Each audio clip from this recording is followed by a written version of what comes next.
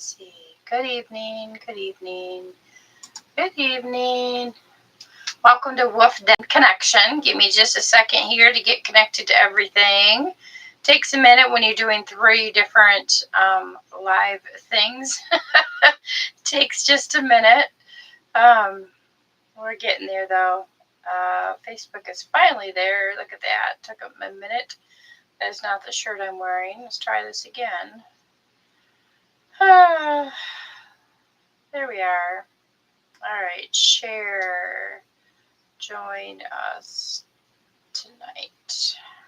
Okay, so here we are, study of the Bible in a year, and we are on a new section, which is worship. So I'm super excited to start doing this one. And we are on, let's get this straight before I say it. All right.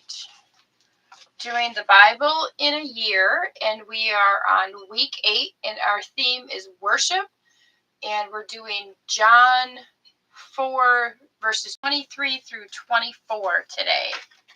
And then I want to read our 5 statements for today before I get into this. Today is the 20th of the month, and so our 5 statements are: number 1, I will live and not die and declare the works of the Lord, Psalm 118 verse 17. Number 2, I remain confident of this. I will see the goodness of the Lord in the land of the living. Psalm 27, verse 13. Number 3, I am strong and courageous. I will not be afraid of anyone, for the Lord my God goes with me. He will not fail me or forsake me. Deuteronomy 31, verse 6. Number 4, God is working all things for my good. Romans 8:28.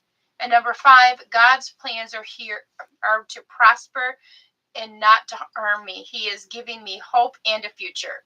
Jeremiah 29:11.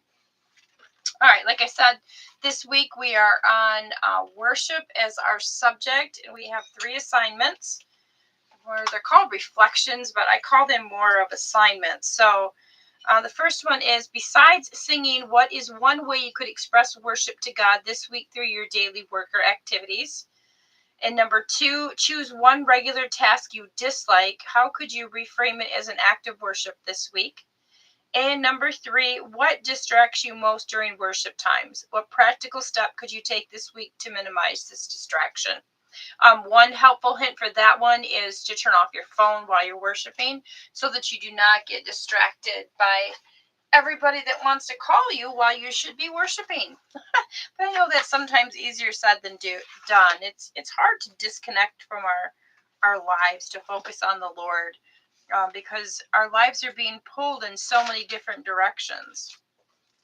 All right, so we're doing chapter 4 in John, and verse 23 and 24 in the NIV says, 23 and 24, yet a time is coming and has now come when the true worshipers will worship the Father in spirit and in truth, for they are the kind of worshiper the Father seeks. God is spirit, and his worshipers must worship in spirit and in truth. Which to me, just reading that seems to say to me, when it says in truth, that worship can't be just something you do. You have to be invested in it. There's got to be a communication between you and the Lord during your worship time. It can't just be something you check off a list. All right.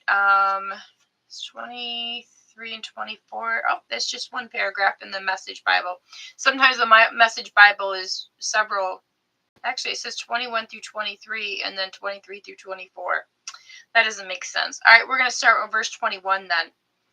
Believe me, woman, the time is coming when you Samaritans will worship the Father neither here at this mountain nor there in Jerusalem. You worship guessing in the dark. We Jews worship in the clear light of day. God's way of salvation is made available through the Jews. But the time is coming. It has, in fact, come, when what you're called will not matter, and where you go to worship will not matter. So what he's saying is that when we're all called into Christ, it's not going to matter if we are Catholic, Methodist, Baptist, Pentecostal, whatever name game you're playing. here on earth, as far as, going to a church and that kind of stuff. That's not going to matter in heaven. You're all going to be children of God. Doesn't matter what denomination that you belong to here on earth. It's who you are and the way you live that count before God.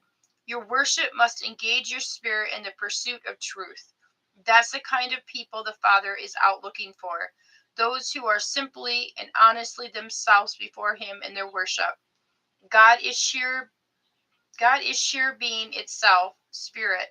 Those who worship Him must do it out of their very being, their spirits, their true selves, in adoration. I am been guilty of getting caught singing in the car, and I'm sure people think that I may look a bit weird, but it's okay because I don't care. I'm worshiping my God in the best way that I know how. I told you yesterday that I would tell you the story about how I arrived on the worship team. And this started, I can't even tell you how many years ago now. I've always loved to sing. Okay. I sang in choir when I was in school. I sang in the cantatas when I was at the Methodist church. I was in choir in the Methodist church from a very young age. Now, liking to sing and knowing how to sing are two different gamuts. And I don't feel like, I mean, it's just my own personal opinion. I've had other people tell me otherwise, but I get insecure when I sing, and I shouldn't, because I'm doing it for the Lord. So we had opened this church in downtown Muskegon, and it was a night church. And I was sitting in there. We only had like 18 people that came on a sort of regular basis. It was a very new church. And I knew the lady that played the keyboard. Excuse me. She was kind of the leader. And I knew the three ladies that were also singing with her, talented people nonetheless. And the Lord says, I want you to go ask if you can join the worship team. And I'm like, why? I don't want to sing in front of people. I would just rather sing to you. And so I did get brave, and I asked, and she says, absolutely, be here at 4:00 on Sunday. So I showed up the next Sunday at 4:00, and lo and behold, there was me and her, and that was it. I said, where's the rest of the team? Oh, they couldn't come today. You're leading worship. And I'm like, hey, God, you're funny, God. It's my first time up here on a worship team, and you're telling me that I have to lead? I don't even know. But I made it through. It was a little nerve-wracking, and that church ended up dissolving, and I went back to our home church where I go now. And I sat there for a few months, and the Lord says, I need you to go ask if you can join the worship team. And I'm like, here we go again. I said, God, it was cool when there was like 18 people, but there's like 200 that come to our church, if not more sometimes. And I'm like, I just don't feel comfortable doing that. So I argued with the Lord. Okay. Now, mind you, I